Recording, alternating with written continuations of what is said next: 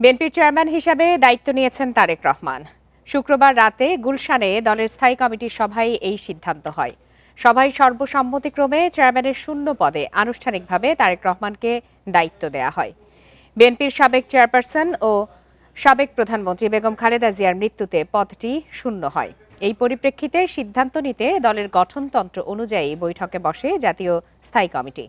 এদিকে নির্বাচন কমিশনের পরামর্শে তারেক রহমানের 4 দিনের উত্তরাঞ্চল সফর স্থগিত করা হয়েছে বলে জানিয়েছেন দলের মহাসচিব মির্জা ফখরুল ইসলাম আলমগীর।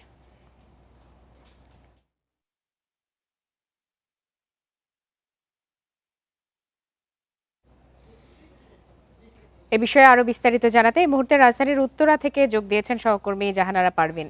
পারভিন, ভারপ্রাপ্ত চেয়ারম্যান থেকে পূর্ণাঙ্গ চেয়ারম্যান হিসেবে দায়িত্ব পেলেন তারেক রহমান। গঠনতন্ত্র অনুযায়ী দুই পদের দায়িত্বে কোনো ধরনের পার্থক্য আছে কিনা আপনার কাছে একটু বিস্তারিত জানতে চাই। আরএফএল চেয়ার, ক্ষমতার নয় সমতার চেয়ার।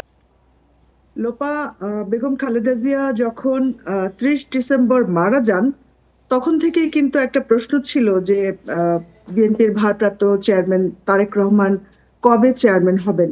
তখন আসলে খালেদা জিয়ার মৃত্যুর শোক, তার দাফন এবং দাফন পরবর্তী সময়ে দলের যে শোকাহত অবস্থা ছিল, সে সময় আমি সিনিয়র নেতাদের, বিশেষ করে স্থায়ী কমিটির কয়েকজনের কাছে জানতে চেয়েছিলাম যে এই আনুষ্ঠানিকতাটুকু কবে হবে, কারণ আমরা তখন ধরেই নিয়েছি যে খালেদা জিয়ার মৃত্যুর পরে যে শূন্যতা তৈরি হয়েছে, দলীয় প্রধান হিসেবে তারেক রহমানই দায়িত্ব নেবেন, এমনটা আমরা ধারণাতে ছিলাম, প্রস্তুতিও ছিল। তখন নেতারা যেটা বলেছেন, বিএনপি মহাসচিব, যে আসলে এখন এই শোকের যে রাষ্ট্রীয় শোক ছিল, বিএনপির দলীয় শোক ছিল, এর মধ্যে তারা এটা ঠিক এ বিষয়ে কথা বলতে চাননি বা এরকম কোন আনুষ্ঠানিক ঘোষণায় তারা যেতে চাননি। কিন্তু গঠনতন্ত্রের 7-এর ঘ ধারায় কিন্তু বলা আছে যে কোনো কারণে দলের চেয়ারপারসনের পদ যদি শূন্য হয়, তাহলে সেখানে অটোমেটিক ভাবে দায়িত্ব নেবেন চেয়ারম্যান।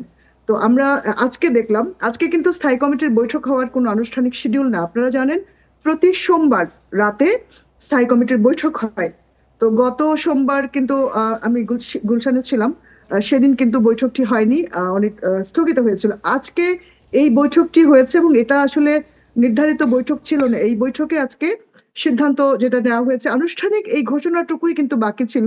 স্থায়ী কমিটির সদস্যরা আজকে বসেছেন, তারেক রহমান ছিলেন এবং তাকে আনুষ্ঠানিকভাবে দলের চেয়ারম্যানের দায়িত্ব দেওয়া হয়েছে। এর ফলে যেটা হয়েছে, খালেদা জিয়ার মৃত্যুর পরবর্তী সময়ে বিএনপির যে নেতৃত্বের যে বিষয়টি, সেটি তারেক রহমান এখন মায়ের দায়িত্ব পালন করবেন। বাট পদে খালেদা জিয়া ছিলেন 41 বছর দলের চেয়ারপারসন হিসেবে, তিনি দায়িত্ব পালন করেছেন 4 দশকেরও বেশি সময় ধরে।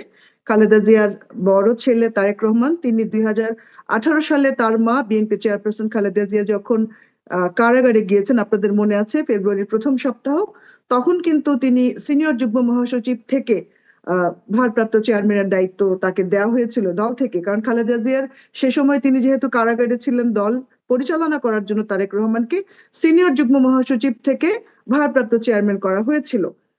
এখন আজ থেকে এই তিনি বিএনপি চেয়ারপারসন হিসেবে দায়িত্ব পালন করবেন।